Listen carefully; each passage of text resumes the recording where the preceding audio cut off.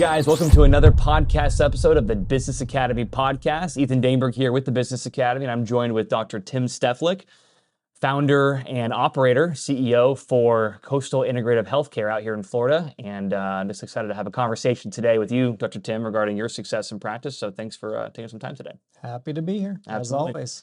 So let's fast forward the tape a bit. Many of those listening today have maybe seen clips with you in the past or interviews with other TBA doctors or even with us. Maybe tell us a bit about your practice and locations you have and where you're at in 2022. Sure. 2022, we have 4 locations. We're all over the Volusia, Flagler County, part of around Daytona Beach of Florida.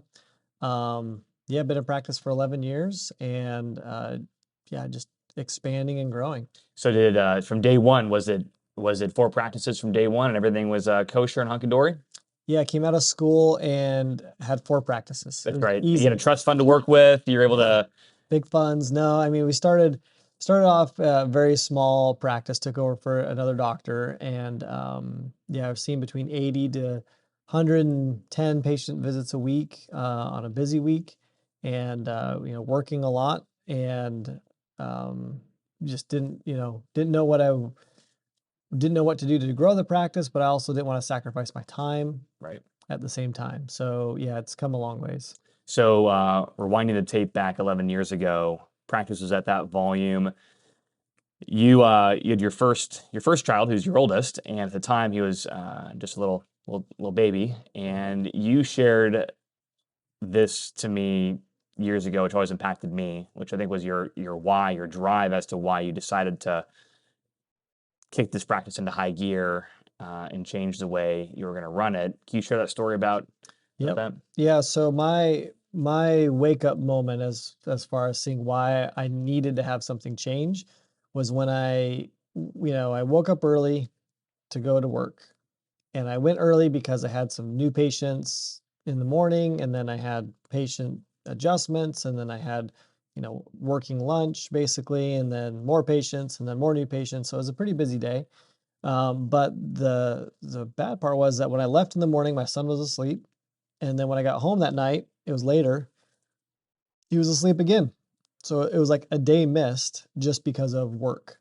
And for me and our values with my wife and I was it's focused on family and being together and spending time together, being there to teach my children, to coach my children, and being involved in their lives because I want to have an impact on them.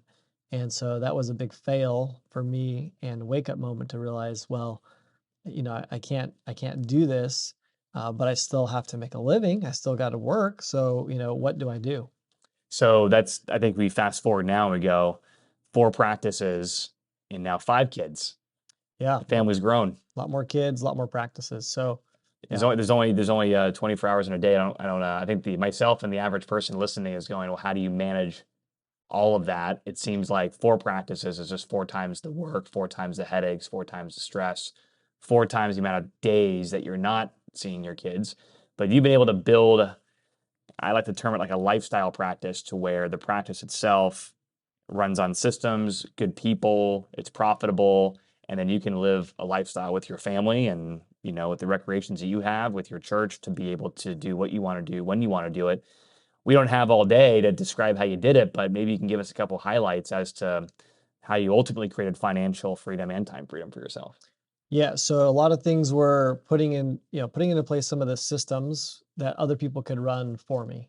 So, my realization also was that I was doing, everything in the practice. I was doing the marketing, I was doing case management, which I wasn't doing really well at all.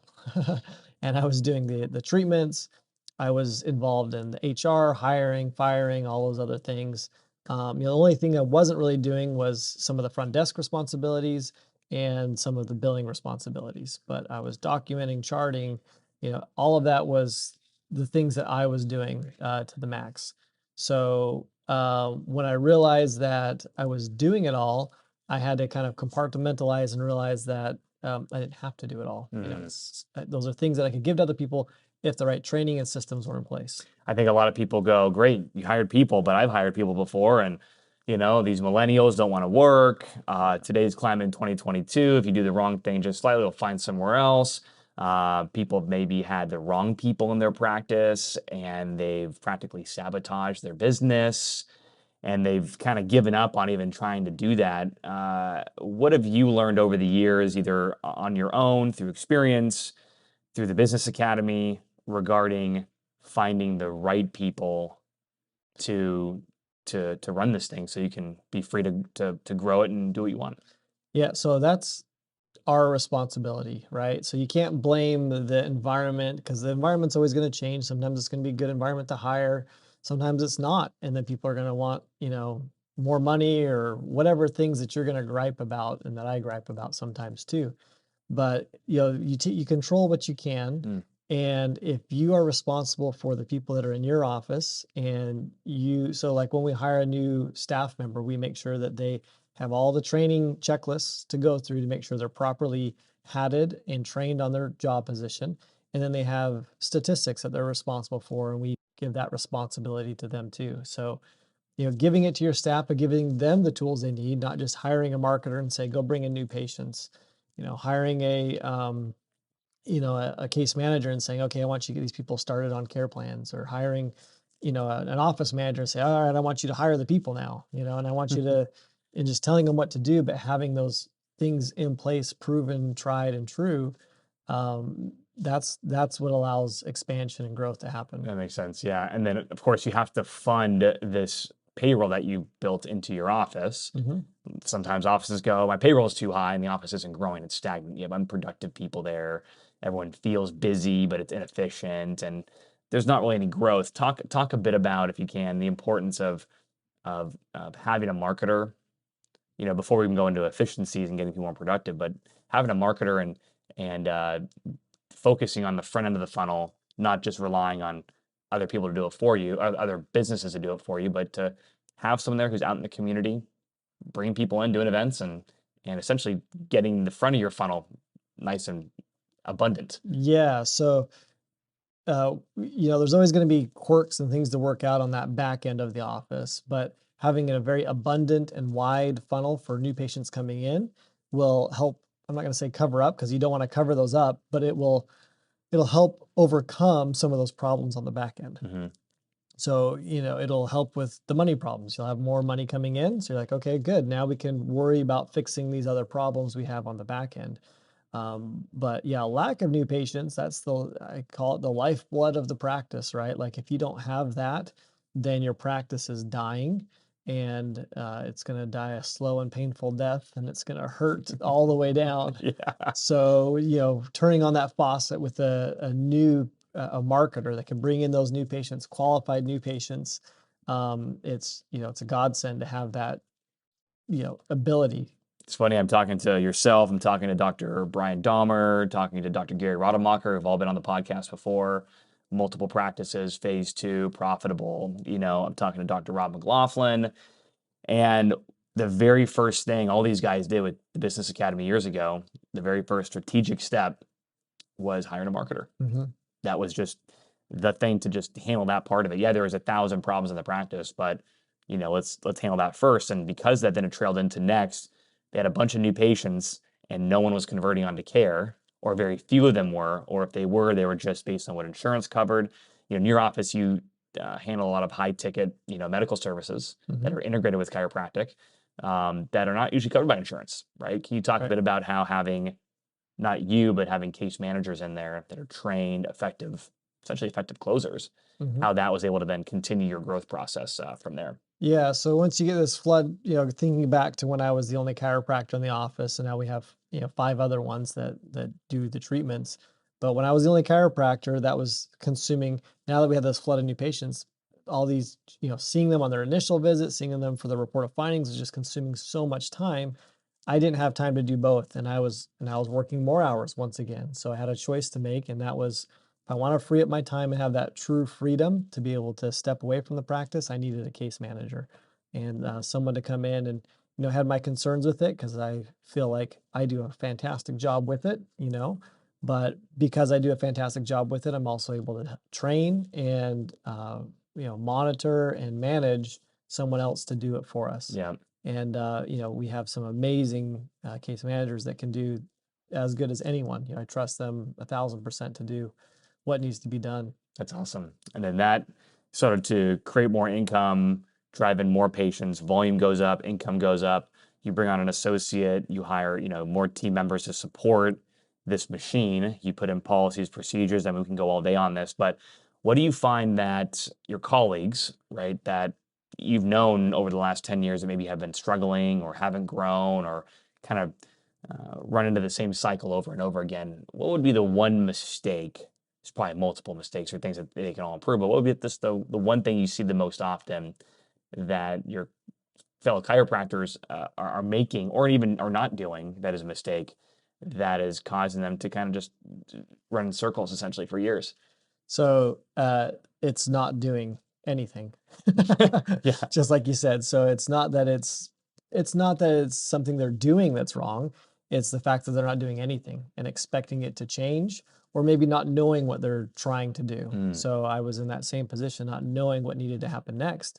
But then, I made a commitment and I said, if I'm going to sign up for a coaching program or somewhere that's going to, teach me how to do things, I'm going to follow it 100%. yeah. And then I'm going to be 100% committed all in. And then if it doesn't work, I can go back and say, I did exactly what you told me to do, and Mm, it didn't work. And obviously that was not the case. It's created more freedom for me than I could have imagined at the time. If I look back at my goals from 10 years ago, I wouldn't have thought it was possible. yeah. But yeah, so not doing what is taught, or not doing anything, is the biggest mistake. And people will think about it, but if they're not taking that step, not taking action, then you can't expect anything to change. That's the truth. Okay, so this year, Utah twice, Yeah. a lot of long weekends out in the water. Mhm. Ireland, Iceland. I mean, you're any other destinations on the map for this year? So this year we don't have any big ones. I'm not sure yet in the fall what we'll do. Kids have to go to school a No, little bit, yeah, I you can't know, do. right? Yeah, And but we do have some big trips next year coming up. We're going to do, about 2 weeks in Italy, and planning next summer already for my wife. What we're going to do with her for her big birthday coming up. So that's so probably cool. Hawaii and some other trips. So one thing you've done also, Tim, over the years is you've done a lot of giving back, right? So this freedom you've been able to build around these practices has allowed you to go to Tallahassee to support and lobby on the side of chiropractic for Florida and for chiropractors around the country. Also, your church, your energy, your time. It's just allowed you not just to do what you want to do, but also to give back in ways that I think it's difficult for most chiropractors to think with because they can't get past this next month payroll, the stress, the burnout of the game. So, how has the vision of giving back and being able to find ways to help the industry as a whole, even your church, been a big motivation for you to get this thing to phase two? Yeah, so I mean, you have those goals and targets that you want to reach one day, but you don't know how you're going to get there because you're worried about the day to day, you're worried about making payroll. So once those, more basic needs are met, then you can start thinking on a bigger scale. And that allows, me to think about, okay, how else can I help the profession, the future of the profession? It's the best profession on the earth. We're saving lives. We're fighting against corrupt medical, lobbyists and pushing on drugs, and it's terrible. It's messed up. So to be able to be a part of that and to fight for what's best for people is truly amazing. Yeah, But that's not possible without being able to first take care of yourself. So as those needs are met, then you can open up your vision and do a whole lot more to help others around you, the community of chiropractic, even your own family, and then, church, and being able to give back in those ways to people that need help. that's awesome. That's very cool. So, what does the future look like for Dr. Steflik, family practice, giving back? I mean, you've done this in just a little over a decade. I mean, the next 10 years from now, what do you hope to do, and what's the impact you hope to give?